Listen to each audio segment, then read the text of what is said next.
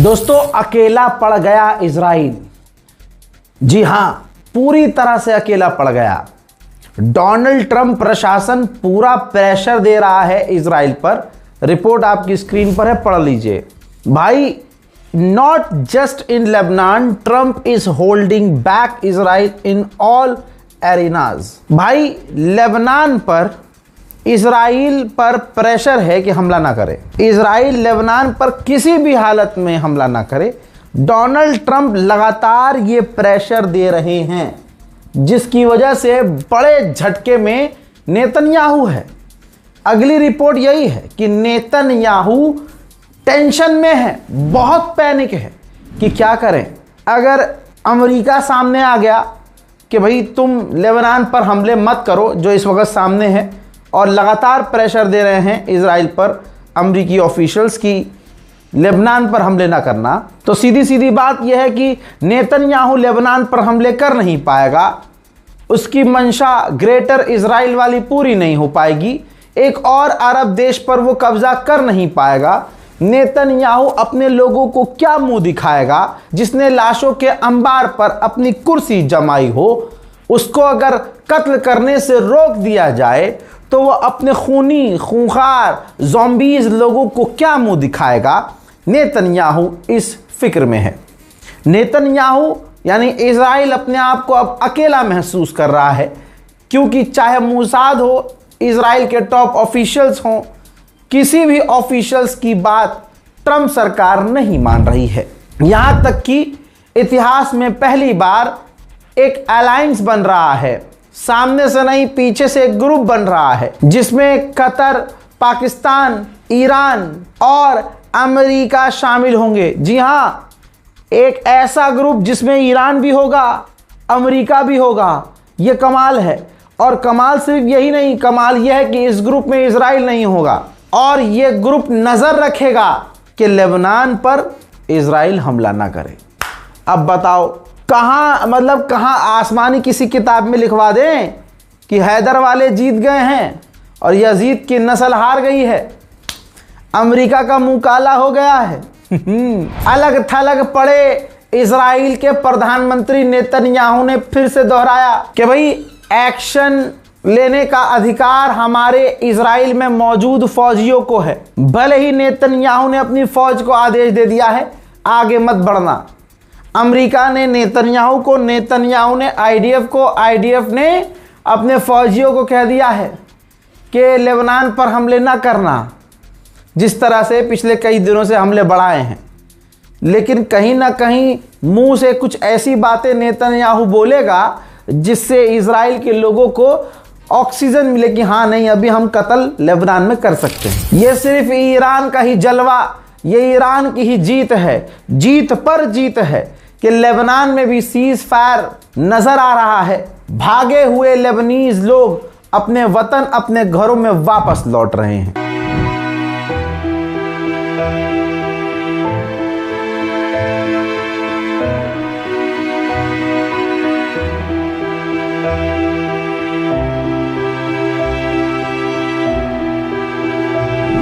अब सिर्फ इज्जत की बात है इजराइल की कि लो जी, ईरान ने अमेरिका को भी झुकाया और इजराइल को भी झुका दिया।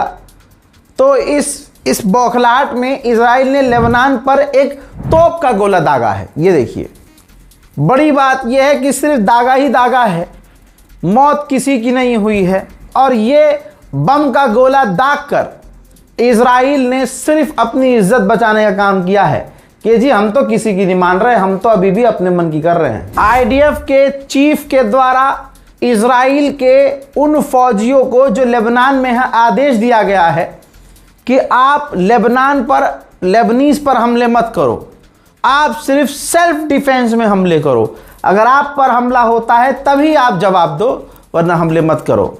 बताओ, ये ईरान की जीत नहीं तो क्या सऊदी अरब के बिन सलमान की जीत है? 2 मार्च 2026 को लेबनान में इजराइल ने जो सीज फायर किया था, तब से अब तक इजराइल लेबनान में 4000 बेगुनाहों का नरसंहार कर चुका है। इजराइल का जहरीला नेता बेंजीवीर, उसका एक और खतरनाक आतंकी बयान आया है।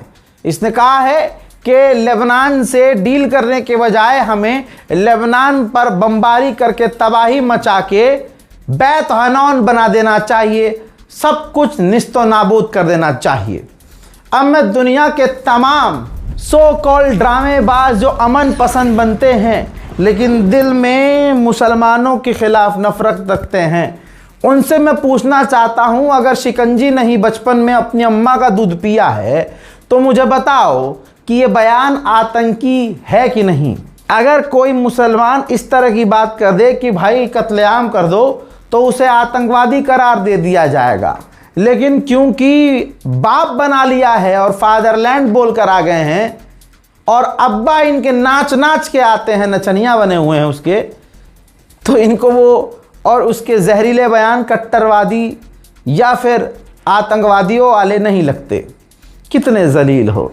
एक तो राम जी का पैसा भी, अबे जो अपने भगवान का नहीं हुआ, सोना चांदी, ओहो, राम मंदिर का सोना लूट लिया हिंदुओं ने, चांदी लूट लिया हिंदुओं ने। अब हिंदू कहेंगे भाई हमने तो नहीं लूटा, तमाम हिंदुओं को, भाई तमाम हिंदू ही लुटेरे तो हो गए। अगर हिंदू राम मंदिर अपने भगवान के घर होने वाली चोरी पर भी खामोश हैं, क्योंकि चोर उनका बाप निकला है, चोरी का शक उनके चौकीदार पर है, तो इसका मतलब यह है कि तुम्हारी खामोशी इसीलिए है कि तुम्हारा बाप चौकीदार है, तुम्हारा बाप चोर है। शोर तभी मचता दोस्तों जब चोर मुसलमान निकलता, इसलिए शांति है। तो जो अपने भगवान के ना हो सके वो किसी इंसान के क्या होंगे। ईरान किसी भी हालत में लेबनान को अकेला छोड़ने को राजी नहीं है। ईरान के पार्लियामेंट स्पीकर गलीबाफ ने कहा है कि लेबनान की ज़मीन की अखंडता की सुरक्षा की जाएगी और उसको बचाया जाएगा। हर हाल में लेबनान के मामले को हल किया जाएगा, लेबनान आज़ाद करवाया जाएगा, लेबनान को हम कभी नहीं छोड़ेंगे। ईरान की डेलीगेशन स्विट्ज़रलैंड से निकल के ओमान पहुंची है। ये वही ओमान है जिस पर ईरान ने मिसाइलों की बरसात की थी, जिस ओमान को पीटा था। और मैंने उस वक्त कहा था कि अंदर ही अंदर ये ओमान या अरब, कुछ देश तो ऐसे हैं जो अमेरिका के दबाव में थे, लेकिन अंदर ही अंदर कहीं ना कहीं ईरान का लोहा मान चुके थे। अब आप खुद अपनी आंखों से देखिए, ओमान को अगर इतना बुरा लग रहा है ईरान, तो फिर ईरानियों का स्वागत क्यों किया, ईरान से रिश्ते क्यों ठीक कर रहा है। बल्कि ओमान ने ईरान को इनवाइट किया कि आप आइए, हुर्मुज पर बात करेंगे। और अब ईरान की डेलीगेशन ओमान में है। अब तमाम अरब देशों को आप ईरान के आगे झुकता हुआ अपनी आंखों से देखेंगे। हुर्मुज का हाल ये है कि ये देखो, ईरान के तेल को चाइना के जहाज भर भर कर तेजी से अपने मुल्क लेके जा रहे हैं। यानी ईरान और चाइना लगातार तेल का खेल खेल रहे हैं। अब अमरीकियों की मानसिकता जान लीजिए। अमेरिका की सिर्फ 22% आवाम चाहती है कि ईरान पर हमले हों और 37% अमरीकियों का मानना यह है कि इस डील में ईरान का फायदा हुआ है और 78% अमरीकी चाहते हैं कि चाहे कुछ भी हो, मामला शांत हो, महंगाई कम हो, तेल सस्ता हो और बस इलाके में शांति आए। ईरान के नेशनल सिक्योरिटी ऑफिशियल ने कहा है कि तुमने धमकाया, हमने एक्शन लिया। स्ट्रेट ऑफ हॉर्मुज कोई गुंडागर्दी वाला इलाका नहीं है, किसी डकैत का इलाका नहीं है, वो ईरान की टेरिटरी का इलाका है। हमारा पानी है, हमारा समुद्री इलाका है, हम जब चाहेंगे उसे बंद करेंगे, खोलेंगे, जैसे चाहे इस्तेमाल करेंगे, तुम हमें ज्ञान नहीं पेल सकते। दूसरी तरफ ईरान ने फिर धमकाया है कि अगर MOU यानी एग्रीमेंट का पालन नहीं किया जाता है तो हम जवाब देने के लिए तैयार रहेंगे। हज़रत मोहतरम ईरान के शहीद सुप्रीम लीडर सैयद अली खामनाई को सुपुर्द खाक 4 जुलाई से 9 जुलाई के बीच किया जाएगा। ईरान और इराक में लगभग 1 हफ्ते तक उनका सोग मनाया जाएगा, गम मनाया जाएगा और फिर इन्हीं तारीख के बीच उन्हें सुपुर्द खाक मशहद में रोज़ा मुबारक में दफनाया जाएगा। याद होगा, एक ख़ास बात मैं आपको लगातार याद दिला रहा हूँ कि जब लास्ट हमला एक दिन के लिए जब इजराइल और ईरान के बीच हुई थी जंग, और फिर अगले दिन अमेरिका ने भी ईरान पर हमला किया था, उस दौरान अमेरिका और इजराइल का मकसद ये था कि अब हमने फिर से तैयारी कर ली है, ईरान कमज़ोर हो चुका है, अब हमला करके देखते हैं क्या होता है। ईरान तो गयो, लेकिन जब ईरान ने इजराइल पर पलटवार किया तो अगले 12-18 घंटे में इजराइल घुटने पे आया और अमेरिका से कहा कि बचा लीजिए, सीज फायर करवा दीजिए। लेकिन अब सैटेलाइट इमेज आई है उसी हमले की कि ईरान ने जब इजराइल पर पलटवार किया तो इजराइल के सैन्य ठिकाने जलकर राख हो गए। देखिए काली काली जमीन आपको जो नजर आ रही है, ये ईरान के इजराइल पर हमले का असर है। ईरान के वाइस प्रेसिडेंट ने मेरे दिल की बात कही है और मैं अपने लोगों को तो रोज बोल रहा हूं। ईरान के वाइस प्रेसिडेंट ने कहा कि हमें दुश्मन पर भरोसा नहीं है, अगर ये डील हो भी जाती है तब भी मुझे दुश्मन पर भरोसा नहीं है, तब भी हमें जंग के लिए तत्पर तैयार रहना होगा। बिल्कुल दोस्तों, भरोसा इजराइल पर अमेरिका पर नहीं करना चाहिए, क्योंकि ये रही रिपोर्ट, अमेरिका ने आनन फानन अमेरिका की हथियार बनाने वाली टॉप कंपनियों को बुला लिया है, जिसमें Lockheed Martin, RTX, Boeing, L3 Harris, Northrop, Grumman and और हनीवेल। ये डोनाल्ड ट्रंप ने इन कंपनियों को बुलाया है, भारी मात्रा में मिसाइल मैन्युफैक्चर की जाए, इनको आदेश दिया है कि जल्द से जल्द तगड़ी, बेहतरीन और बड़ी मात्रा में मिसाइलें प्रोड्यूस करो, मिसाइलें बनाओ। तो सवाल यह है कि जब आप ईरान से डील कर रहे हो तो फिर हथियारों की इतनी कमी कैसे हो रही है और एडवांस इतने हथियार क्यों बनवाने पड़ रहे हैं तुम्हें? एक्सपर्ट कह रहे हैं और मेरा भी यही मानना है कि ईरान ने अमेरिका इजराइल को जितना पेला है उस हिसाब से अमेरिका इजराइल को पता है कि अब लास्ट हमलों से ज़्यादा हमें, उससे ज़्यादा हमें अब हथियार चाहिए होंगे ईरान को मिटाने के लिए। तो अब भविष्य में ये उसी हिसाब से तैयारी करेंगे, इसीलिए अमेरिका और इजराइल हथियार इकट्ठा कर रहे हैं। ये सीज फायर आज भी रज़ाग्राफी की नज़र में ड्रामा है, लेकिन इस ड्रामे की आड़ में ईरान अपना फ़ायदा कर रहा है, तेल बेच रहा है, पैसा कमा रहा है, तो अच्छी बात है। लेकिन बस ईरान के जो वाइस प्रेसिडेंट ने कहा है वही फॉलो करना चाहिए कि अमेरिका इजराइल पर भरोसा 1% भी नहीं करे। मैंने 41 दिन की जंग के दौरान कहा था कि जो ये अरब देश उछल रहे हैं अमेरिका के इशारों पर और अमेरिका की ताकत पर कि हाँ हम तो अमेरिका के, एक दिन देखना, बहुत जल्द हम देखेंगे कि ये तमाम अरब जब हार जाएंगे ईरान की ताकत के आगे, जब इनकी फुन्नो सुकड़ जाएगी, जब इनको पेशाब लगेगा, ये जितनी बहनें हैं 56 बहनें, फिर ये अपने भाई के पास, बड़े भाई ईरान के पास ही जाएंगे कि भाई आप ही हमारी इज्जत बचा सकते हो।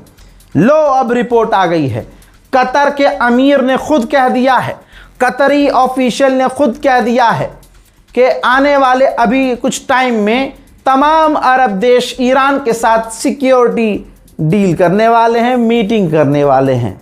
अब सिक्योरिटी मीटिंग अमेरिका से नहीं कर रहे हैं अरब देश, जिसने पीटा है उसी से तो करेंगे, और वो तो घर का है, वो तो बड़ा भाई है, बहनों को तो समझा ही सकता है, बहनों को समझ में आ चुका है। मेरे दोस्तों, अरब के जो चैनल हैं ईरान के खिलाफ प्रोपेगेंडा चला रहे थे, भारत में बैठे सो कॉल्ड किसी पार्टी के पत्रकार, उनकी चाटुकारिता करने वाले जनाबे हजरत अब्बास हफीज साहब नाक उठाकर, चश्मा उठाकर सवाल कर रहे थे कि देखिए इस डील में गाजा कहाँ है, फ़लस्तीन कहाँ है, इस एग्रीमेंट में तो लिखित में होना चाहिए। हाँ, आपकी खाला साहिबा से ईरान पूछ के डील करेगा। लेकिन जो सवाल जनाबे अब्बास हफीज साहब कर रहे थे वही सवाल ये, क्योंकि अरब का प्रोपेगेंडा चला रहे थे, तो अरब के जो सबसे बड़े चैनलों में नाम आता है अल जजीरा, वो बार बार यही खेल खेल रहा था कि भाई इस डील में गाजा कहाँ है, इस डील में फ़लस्तीन कहाँ है, क्या किया है ईरान ने फ़लस्तीन के लिए, गाजा के लिए। तो फिर ईरान के ऑफिशियल का जो बयान आया है ये बयान हजरत जनाब अब्बास हफीज चाटुकार के लिए भी है और तमाम अरब देशों के लिए भी है। तो ये रहा भाई बयान। सैयद मोहम्मद मरांडी ने लिखा है कि अल जजीरा अरबी सवाल कर रहा है कि ईरान ने गाज़ा के लिए और क्या किया है। Seriously, Ayatollah Khamenei, Sayyed Hassan Nasrallah और हज़ारों ऐसे लोग यमन में, इराक में गाज़ा के लिए शहीद हुए। कतर ने क्या कंट्रीब्यूट किया भाई?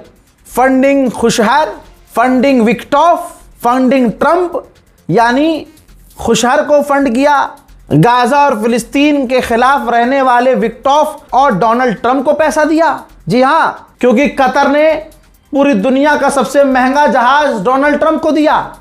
दुनिया से छुपा नहीं है। फिलिस्तीन डे, अल कुद्स डे, बैतुल मुक़द्दस डे, ये दुनिया में किसने शुरू किया? ईरान ने शुरू किया। पूरी दुनिया में फिलिस्तीन को किसकी वजह से जाना गया? फिलिस्तीन के लिए आवाज उठाने वाले दिन की वजह से। कौन सा? जब रमजान में अलविदाई जुमा आता है तो नमाज जुमा के बाद इंटरनेशनल कुद्स डे सेलिब्रेट किया जाता है, आवाज उठाई जाती है, सवाल किए जाते हैं कि फिलिस्तीन आज़ाद कब होगा, इजराइल इनका नरसंहार कब बंद करेगा।